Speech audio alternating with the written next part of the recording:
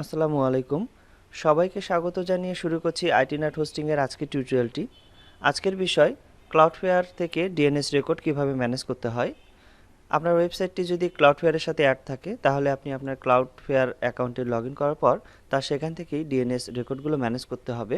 ক্লাউডফেয়ার account থেকে আপনার ওয়েবসাইটের ডিএনএস রেকর্ডগুলো ম্যানেজ করার জন্য প্রথমে ব্রাউজারে নতুন ট্যাব ওপেন করবেন, এরপর আপনি আপনার ক্লাউডফেয়ার অ্যাকাউন্টে লগইন করবেন। এরপর ক্লাউডফেয়ার অ্যাকাউন্টের ড্যাশবোর্ডে আপনার যদি একাধিক সাইট অ্যাড থাকে তাহলে আপনি তার লিস্ট এখানে দেখতে পাবেন এবং সেই লিস্ট অনুযায়ী যে ওয়েবসাইটের ডিএনএস রেকর্ড আপনি ম্যানেজ করতে চাচ্ছেন সেই ওয়েবসাইটের বা সেই ডোমেন নামে ক্লিক করবেন।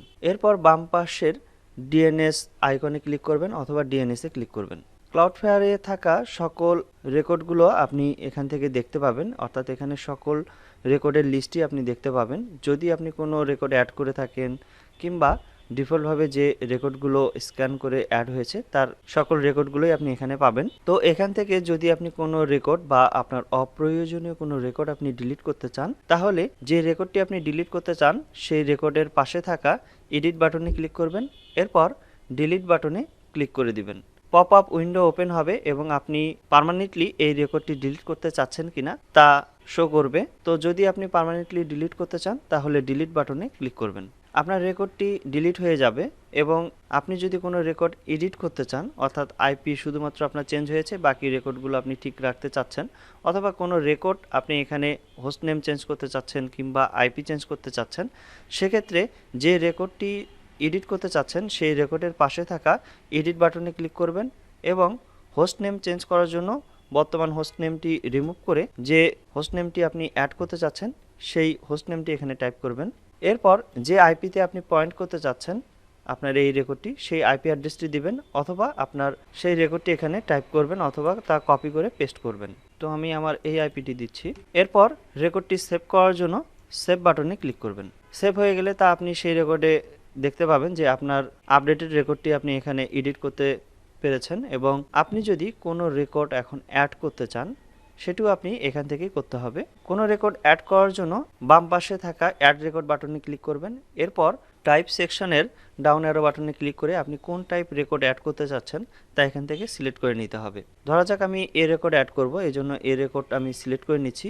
এরপর নেম ফিল্ডে আপনার হোস্ট নেমটি টাইপ করতে হবে, অর্থাৎ আপনি এ রেকর্ডের যে হোস্ট নেম আছে তা এখানে টাইপ করতে হবে। তবে আপনি এখানে রেকর্ডে অ্যাড করার সময় আপনি খুব সহজে বুঝতে পারবেন যে কোন রেকর্ডে আপনি পয়েন্ট করছেন, অর্থাৎ কোন হোস্ট নেমে আপনি পয়েন্ট করছেন।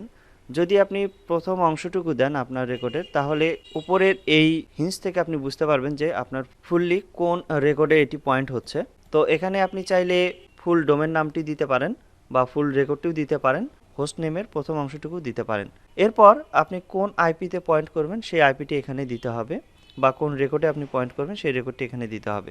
এরপর আপনি যদি প্রক্সি অফ করতে চান তাহলে এখানে টগল বাটনে ক্লিক করবেন, তাহলে প্রক্সি অফ হয়ে যাবে। আর যদি প্রক্সি রাখতে চান তাহলে আপনি এটি কিছু পরিবর্তন করার দরকার নেই এবং রেকর্ডটি সেভ করার জন্য সেভ বাটনে ক্লিক করবেন। আপনার রেকর্ডটি সেভ হয়ে যাবে। একই প্রসেসে আপনি রেকর্ড ডিলিট, এডিট এবং অ্যাড করতে পারেন। এখন আপনি যদি কোনো রেকর্ডের প্রক্সি অফ করে রাখতে চান তাও আপনি এই ডিএনএস রেকর্ড বা ডিএনএস পেজ থেকে আপনি করতে পারবেন। ধরা যাক আপনি কোনো ইমেল সার্ভিস ব্যবহার করছেন এবং সেই ইমেল সার্ভিস আপনি প্রক্সি হিসেবে ব্যবহার করার কারণে তা লেটে আসছে বা কোনো সমস্যা দেখা দিচ্ছে, তো আপনি আপাতত চাচ্ছেন না সেটা প্রক্সি থাকুক। তো সেটা যদি আপনি প্রক্সি করতে চান তাহলে আপনার ইমেল সার্ভিসের সকল যে রেকর্ডগুলো আছে যেমন এমএক্স রেকর্ড বা টিএক্সটি রেকর্ড, তো এই রেকর্ডগুলো যদি আপনি প্রক্সি অফ করতে চান তাহলে এখানে যে প্রক্সি স্ট্যাটাস রয়েছে সেই প্রক্সি স্ট্যাটাসে ক্লিক করবেন। এরপর প্রক্সি অফ করার জন্য টগল বাটনে ক্লিক করবেন, তাহলে এখানে দেখতে পাবেন যে ডিএনএস অনলি দেখাচ্ছে। তো এটি ডিএনএস অনলি দেখানোর পর তা সেভ করার জন্য সেভ বাটনে ক্লিক করবেন, তাহলে আপনার সেই রেকর্ডটি ডিএনএস অনলি হয়ে যাবে, অর্থাৎ প্রক্সি অফ হয়ে যাবে। প্রক্সি অফ মানে হচ্ছে যে আপনার এই রেকর্ডের যে ইনফরমেশন বা যে কোয়েরিগুলো আসবে সেই কোয়েরিগুলো আপনার ক্লাউডফেয়ারের ভেতর দিয়ে আসবে না, ক্লাউডফেয়ারের বাহির দিয়ে আসবে, অর্থাৎ ক্লাউডফেয়ারের যে ফিল্টারিংটা আছে সেই ফিল্টারিং আর হবে না, ফিল্টার ছাড়াই সেই কোয়েরিগুলো রিকোয়েস্ট পাঠাবে। তো এই ছিল আজকের মতো ভিডিও। এই ভিডিওর কোনো পার্ট যদি আপনার বুঝতে অসুবিধা হয় সেক্ষেত্রে এই ভিডিওর কমেন্ট সেকশনের মাধ্যমে জানাতে পারেন।